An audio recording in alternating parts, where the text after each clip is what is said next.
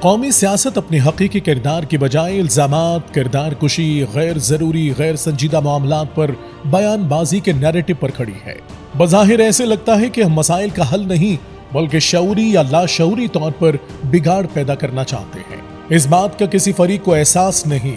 ان حالات میں سنجیدہ اور فہم و فراست پر مبنی سیاست کیسے غالب ہوگی؟ جب غیر ذمہ دارانہ سیاست کا غلبہ ہوگا تو نتیجہ بھی انتشار کی صورت میں سامنے آئے گا۔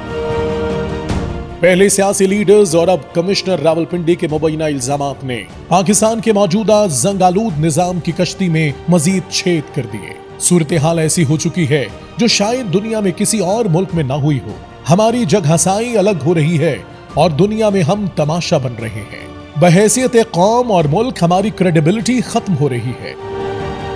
ایک شخص جو صبح اپنی جان لینے پر تلا ہوتا ہے لیکن اچانک سوٹ بوٹ پہن کر نمودار ہوتا ہے اور میڈیا کے خاص لوگوں کے ایک گروہ کے سامنے یہ دعویٰ کرتا ہے کہ اس نے الیکشن میں دھاندلی کروائی اور اس پر پریشر تھا، لیکن ضمیر نے جھنجھوڑا، حرام موت نہیں مرنا چاہتا، کرب میں گزر رہا ہوں۔ لیاقت علی چٹھا کے دعوے کا جائزہ لیں تو ایک عام فہم کے ذہن میں سوال جنم لیتے ہیں کہ اگر ضمیر اتنا ہی ملامت کر رہا تو گھر سے بیٹھ کر ایک ویڈیو بیان ریکارڈ کر کے کسی سوشل میڈیا سائٹ پر ڈال دیتا۔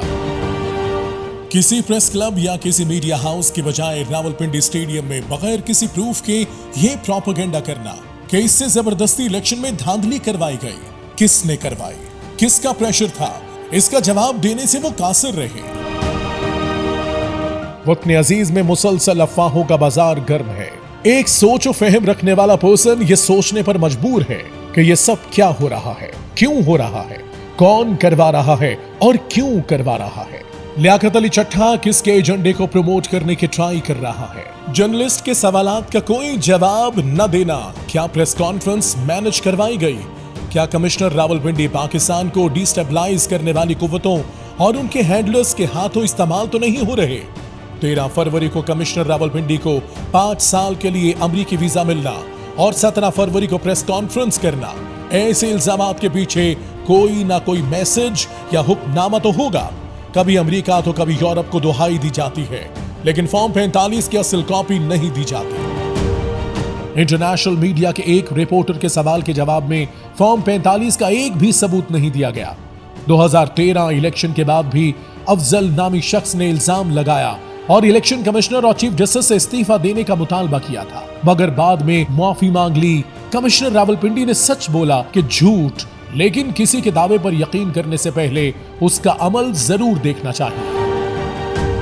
سوچنا ہوگا کہ ایسا کیوں ہو رہا ہے۔ حقیقت یہ ہے کہ ہمارے ملک میں جمہوریت اور جمہوری روایات دونوں کا گراف نیچے آیا ہے۔ پرانی جمہوری روایات نہیں رہی تو جمہوریت پہلے جیسی کیسے رہ سکتی تھی؟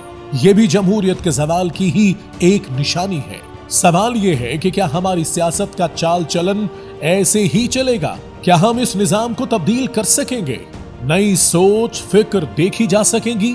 کیونکہ موجودہ انداز سیاست ہمیں کسی بھی صورت میں مثبت مقام پر نہیں لے جا سکے گا۔ اب موجودہ نظام کی کوئی گنجائش نہیں اور وقت آ گیا ہے کہ مزید تجربات کرنے کے بجائے پاکستان میں فلاحی اسلامی نظام حکومت قائم کیا جائے جس کا تصور اس کے بانی نے پیش کیا تھا۔ آئین کی منشا اور قرآن و سنت کے پیغام کے مطابق ہمیں اپنی ریاست کو دین حق کے سنہری اور آفاقی اصولوں کے مطابق چلانا ہوگا۔